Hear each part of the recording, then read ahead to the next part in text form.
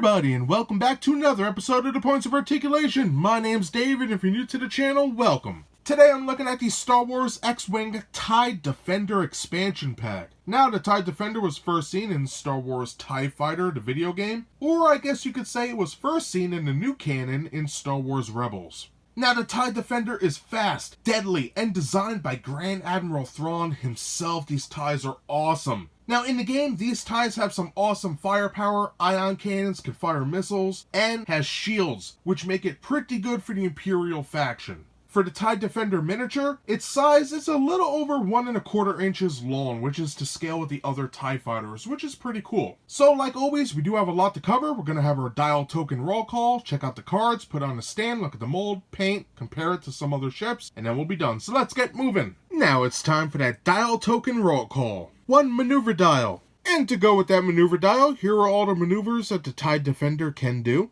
2 ship tokens, which are double-sided. 2 focus tokens. 1 stress token. 1 critical hit token. 2 target lock tokens. 3 shield tokens. 2 ion tokens.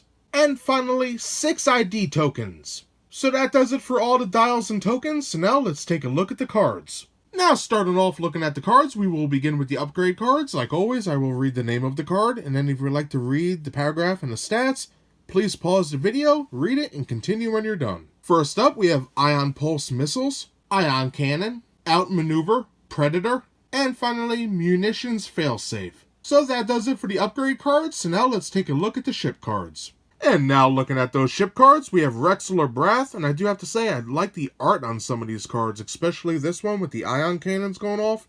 Pretty cool. Colonel Vessery, Onyx Squadron Pilot, and finally Delta Squadron Pilot. And with this expansion, we do get 2 reference cards. The first one tells us about ion tokens, and the second tells us about modifications and titles. So that does it for the dials, tokens, and cards. So now let's put this baby on a stand, check out the mold, the paint, compare it, and then we'll be done. Now, just like other X-Wing ships, it does come with 2 pegs you combine to make 1 rod. A base, plug it in like so. Grab your fighter, now be gentle, these can break. Put it on like so, and you're good to go. Finally, taking a look at the mold, like always, I will go over the main sections of the ship, and then we'll get nice and zoomed in to see all the fine details these ships have to offer. First up, we have our cockpit. Main transparent steel viewport, cockpit hatch, laser cannons on the bottom, as well as missile launchers somewhere down there. Peg port for our stand. We have our solar array wings. Very cool. On the tips of the bottom 2, we have laser cannons. On the top, ion cannons, which is very awesome. We have our wing braces. All looking nice, very detailed. Let's turn it this way. We have our pylons holding all the wings to the main body, and our ion engines in the back. Pretty sick. I think this is a nice fighter, so now let's get a close-up view. Starting our closer look, we will begin at the bottom of the ship. We have our peg port for our stand, which is pretty cool. And in the bottom of the ship, you can see some nice mold in there, made visible by the black wash, which is awesome. 2 of our laser cannons, which are protruded. Pretty sick. Some detail around the cockpit, nice panel lines and little modules, which is awesome. Then we have our transparent steel viewport with the recessed windows, which I think is really cool. On the top, we have our cockpit hatch. A little sloppy with the paint, but not too bad. It's a little difficult to get in there, but very nicely detailed. As we can see, looking at the pylons here, they are filled with detail. We can see some little modules on there. Support structures. A little hard to get light in there. Hold on. There we go. Look at all that. Amazing stuff. Really it is. And they're all identical. Leading up to the wings. We can see that better from the backside. Look at that brace. Magnificent stuff. Coming down, amazing up until the ion engines. Beautiful. It really is. I think they did a great job with this one, like all their ships. And before I get to those wings, I just wanted to take a quick look at the aft of the ship. Just show off the midsection right here. Amazing stuff. It's recessed in. Look at all the detail. That's great. And one more thing.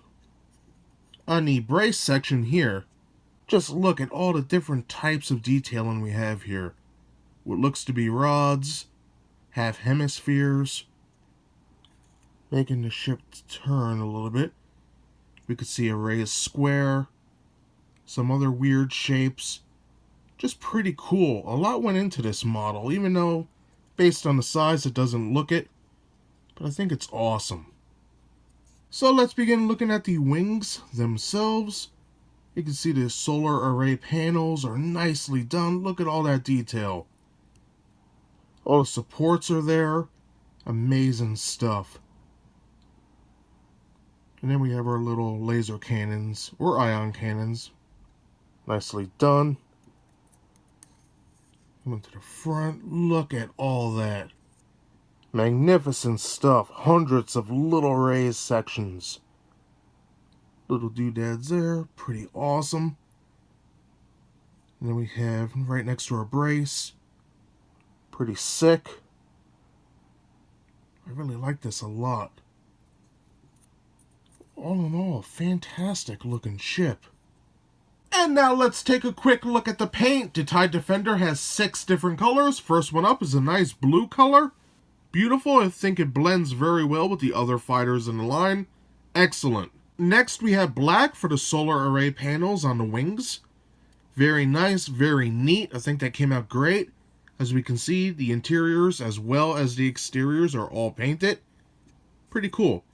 Next color we have is glossy black for the viewport, and that is surrounded by a nice gray. The glossy black is also at the top of the cockpit hatch and in the aft of the ship.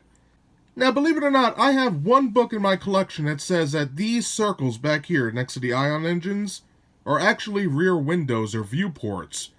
And I've never heard that anywhere in any other source data. So if you guys know anything about that, let me know in the comments below. Pretty interesting regardless. But on the bottom, we have orangey red for the laser cannons. And finally, a nice black wash which covers all this amazing detail and really brings it to life. So that's everything I have to say about the mold and the paint. So now let's put this baby back on a stand, compare it to some other ships, and then we'll be done. And for a quick size comparison with the TIE Defender in the center, on the right hand side we have the Rebellion's Arc 170.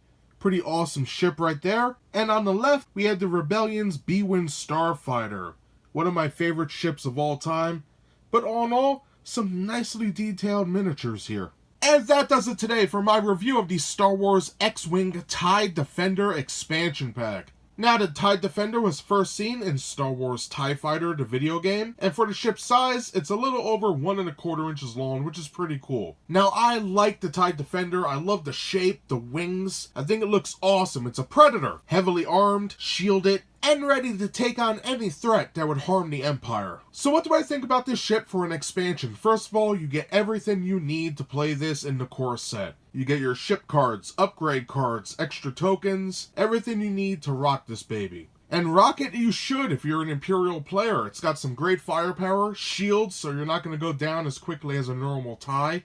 Now, I know some people do have issue with this ship, and Fantasy Flight Games knows that, so they re-released it with a brand new paint scheme, and it included some new ship cards and upgrades. Now, for the model itself, this is amazing. As we saw, everything's there that should be tiny, almost minuscule little details that it's hard to see with the naked eye, but when we're zoomed in and looking at it, it's a work of art.